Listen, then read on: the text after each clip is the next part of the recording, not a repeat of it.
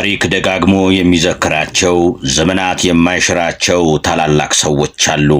ከነዚህ መካከል ደግሞ በምድር ላይ የጦር መሪ በሰማይ ደግሞ የሰማዕታት አለቃ ተብሎ የተሾመው ቅዱስ ጊዮርጊስ ቀዳሚው ነው። ዛሬ ጥር 18 ነው። ኢትዮጵያውያን አባታችን ብለው የሚጠሩት በችግራቸው ጊዜ ጊዮርጊስ ድረስ ብለው የሚማጸኑት የልዳው ኮከብ የሚከበርበት ዕለት። ዛሬ የዚህን ኃያል ሰማዕት አስደናቂ ታሪክና ከኢትዮጵያ ጋር ያለውን ጥልቅ ቁርኝት እንቃኛለን።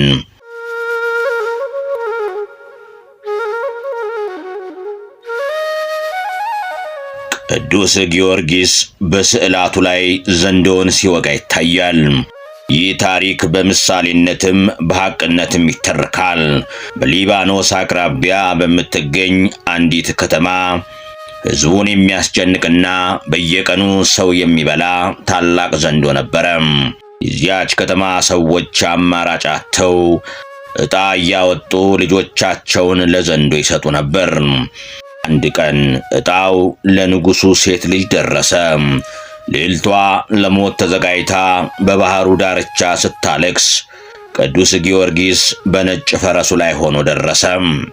አይዞሽ አትፍሪ አላት። ዘንዶውን ካስፈሪ ግርማው ጋር ከባህሩ ሲወጣ ቅዱስ ጊዮርጊስ የመስቀል ምልክት አድርጎ በጦር ወጋው። ይህ ድርጊት ተራ ጀብዱ አልነበረም። ዘንዶ የክፋትና የሰይጣን ምሳሌ ሲሆን፣ ጊዮርጊስ ደግሞ በክርስቶስ ኃይል ክፋትን ድል የሚያደርግ የእምነት አርበኛ ነው። በዚህ ተአምር ምክንያት በሺዎች የሚቆጠሩ ሰዎች ወደ ክርስትና ተመለሱ። ዛሬም ድረስ በቤታችንና በደጃችን የምንሰቅለው የቅዱስ ጊዮርጊስ ስዕል ክፋትን በእምነት ድል እናደርጋለን የሚል ትልቅ ትምህርት ያስተምረናል።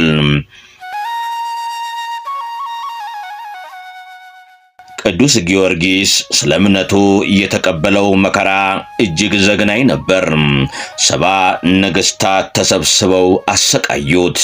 በመጋዝ ተተረተረ። በናስ ጋን ውስጥ ተቀቀለ። ስጋው እስኪደቅ ድረስ ተደበደበ። ነገር ግን የፈጣሪ ኃይል ከእርሱ ጋር ነበርና በሞተ ቁጥር እየተነሳ አረማውያኑን ያስደንቅ ነበር።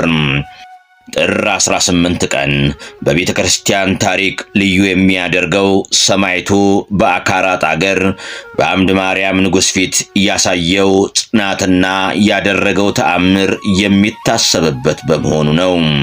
ይህ ዕለት የጽናት ፍሬ የሚታይበት፣ ሰማዕቱ ለክርስቶስ ያለውን ፍቅር ለዓለም የመሰከረበት ታላቅ የድል ቀን ነው።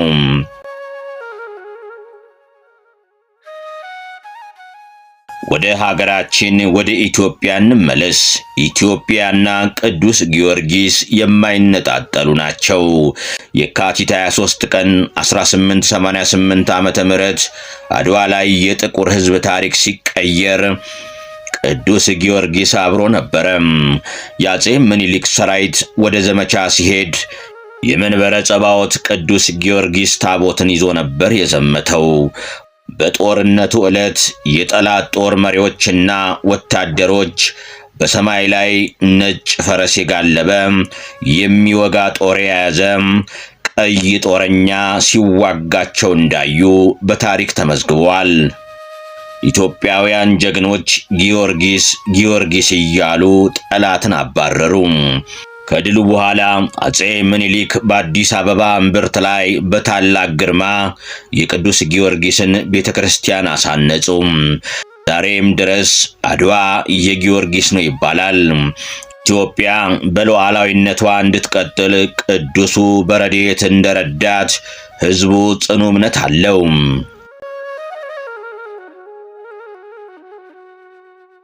እንግዲህ ጥር 18 ሲከበር ስለ አንድ ታሪካዊ ሰው ብቻ እያሰብን አይደለም። ስለ ጽናት፣ ስለ እውነት መቆም እናም አገርን ስለ መውደድ ጭምር ነው የምናከብረው። ቅዱስ ጊዮርጊስ ለክርስቲያኖች የጽናት ምሳሌ፣ ለኢትዮጵያውያን ደግሞ የድል አብሳሪ ነው።